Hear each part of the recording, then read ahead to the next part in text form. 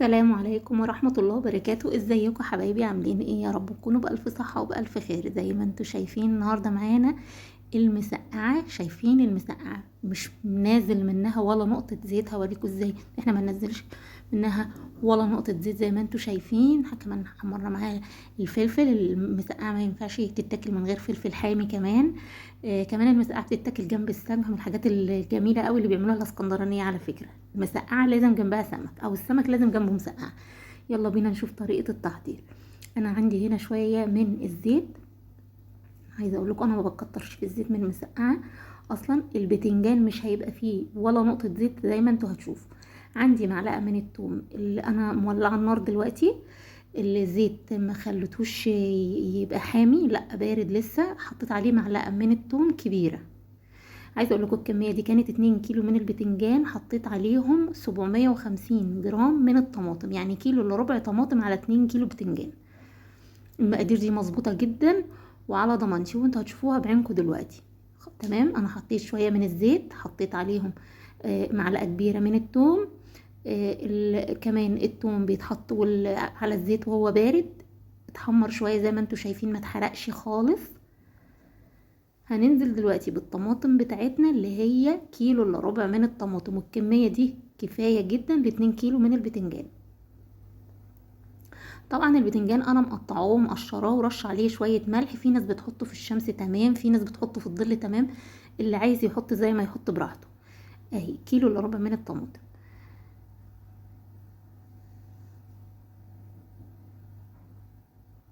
طبعا انا مبحبش انزلها كلها كتله واحده كده، عشان ايه؟ بتبقبق وتعمل حاجات كده مش فرقية. الكيلو الا ربع دوت تمام قوي على الكميه. هنبدا نحط الحاجات بتاعتنا. الملح مش هكتر قوي لاني حاطه ملح على البتنجان. هحط معلقه صغيره، معلقه كبيره، نص معلقه يعتبر كبيره من الفلفل الاسمر، ومعلقه كبيره من الكمون. انا بخلط الاتنين دول على بعض، بس الكمون كميته بتبقى مضاعفه لكميه الفلفل الاسمر. الزيت بقى، البتنجان هقول لكم بقى. انا دلوقتي نقلت الحله في عين تانية خالص. بصوا بحط 5 6 من البتنجانات كده على بعض واعصرهم. بصوا بالطريقه دي، بعد ما قعد في الشمس ساعه، في الظل ساعه ساعتين، مش مشكله. احنا بنعمله من اول ما نصحى الصبح، بنقطعه وبنركنه على جنب لحد ما هنبتدي نشتغل في المسقعه، واحنا بنسيبه كده. اول ما هبتدي اقليه هبدا اصفيه واضغط عليه كده لحد الميه بتاعته ما تنزل خالص. التسبيكه اتسبكت اهي زي ما انتم شايفين، مش محروقه من تحت ولا حاجه. عايزه اقول لكم ان انا ما بسبكهاش قوي قوي، لان كده كده البتنجان مقلي، عشان ما تبقاش حاميه قوي. دلوقتي هتشوفوا الطبق ما فيهوش ولا نقطه زيت، والله العظيم. بصوا يعني انا نفسي تجربوا الطريقه دي عشان تتاكدوا ان المعلومه اللي انا بديها لكم صحيحه 100%. بصوا مش مجرجر وراه ولا نقطه زيت. اهي اهي طبق اهو. وعلى فكره والله العظيم ولا حطيت ورق فويل ولا ورق مناديل ولا صفيته على اي ورق خالص. بصوا ايدي طالعه زي ما هي بالظبط، بسبب ان احنا بنعصر البتنجان قبل 5 6 كده في ايديكي واعصريهم. نزلي كل الميه اللي فيهم، هتلاقي الزيت بتاعك زي ما هو من اول ما قليتي لحد اخر طاسه، وانتي الزيت بتاعك زي الفل. طبعا المعلقه مش هينفع ان انا اقلب فيها. طبعا هجيب الهراسه بتاعه البطاطس ديت وهرس فيها عشان المسقعه كلها تتضغط كده في بعضها وتبقى طعمها جميل. انا بقول لكم ان المسقعه دي لما بتقعد في التلاجة بيبقى طعمها جميل جدا، عشان كده سموها مسقعه.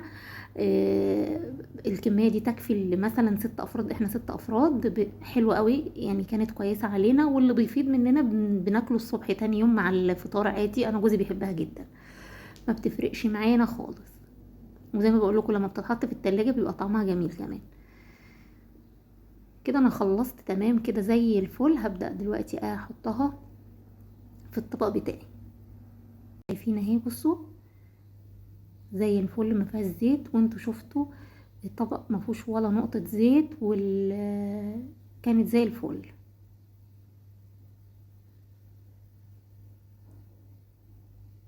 مسقعها اهوت. انا سبته هنا فاضي عشان احط في جواه الفلفل. زي ما انتوا شايفين مفيش نقطة زيت حوالين البتنجان، مفيش اي حاجة. كمية الصلصة مناسبة. البتنجان كان طعمه رائع. المسقعة طبق كان فوق الفظيع. ده بما اننا بنعمل سلسلة الاكل الارداحي. اتمنى يكون الفيديو عجبكم. ما تنسونيش بالاشتراك واللايك والتعليق الحلو اللي من ايديكم، وتصلوا بيه على النبي صلى الله عليه وسلم. شكرا ليكم وسلام عليكم، وما توفيقي الا بالله، عليه توكلت واليه انيب.